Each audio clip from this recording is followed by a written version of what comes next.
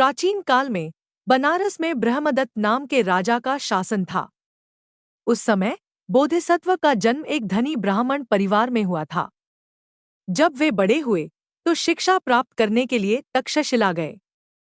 वहां वे एक विश्वविख्यात शिक्षक के पास शिक्षा ग्रहण करने लगे।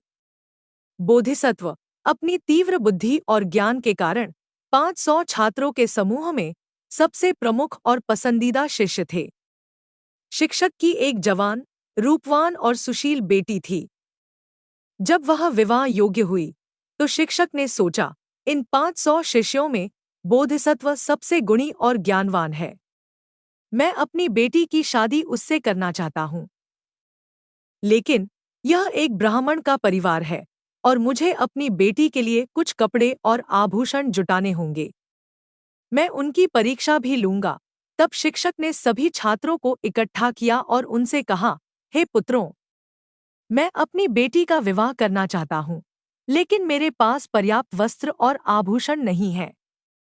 तुम सब मेरे शिष्य हो। तुम में से जो कोई भी पूरी तरह से गुप्त स्थान पर, जहाँ कोई भी न देखता हो, चोरी करके या छीन कर मेरे लिए आभूषण और वस्त्र लाएगा, मैं उसी से अपनी बेटी का विवाह करूंगा। लेकिन याद रखना, यदि कोई भी तुम्हें चोरी करते हुए देख लेता है, तो मैं तुम्हारी लाई हुई वस्तु स्वीकार नहीं करूंगा। सभी शिष्य इस शर्त को सुनकर तुरंत तैयार हो गए। वे सभी अलग अलग स्थानों पर गए। उन्होंने ऐसी जगहें खोजी जहां उन्हें लगा कि कोई उन्हें नहीं देख रहा है, जैसे कि अंधेरी रात, जंगल या बंद घर के कोने।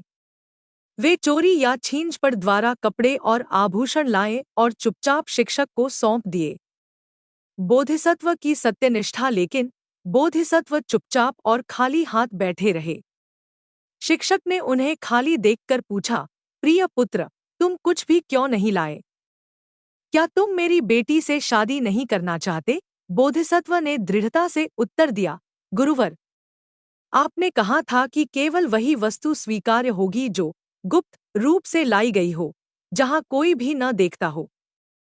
किंतु मैंने हर जगह यह जानने की कोशिश की कि ऐसा कौन सा स्थान है जहां कोई भी बुरा कार्य पूरी तरह से गुप्त रह सकता है।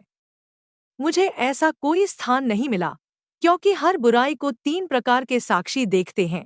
देवता जो स्वर्ग से देख रहे होते हैं, अन्य आत्माएं जो आसपास मौजूद होती हैं, स्वयं की अंतरात्मा जो सबसे महत्वपूर्ण साक्षी है और जिसके सामने कोई झूठ नहीं बोल सकता।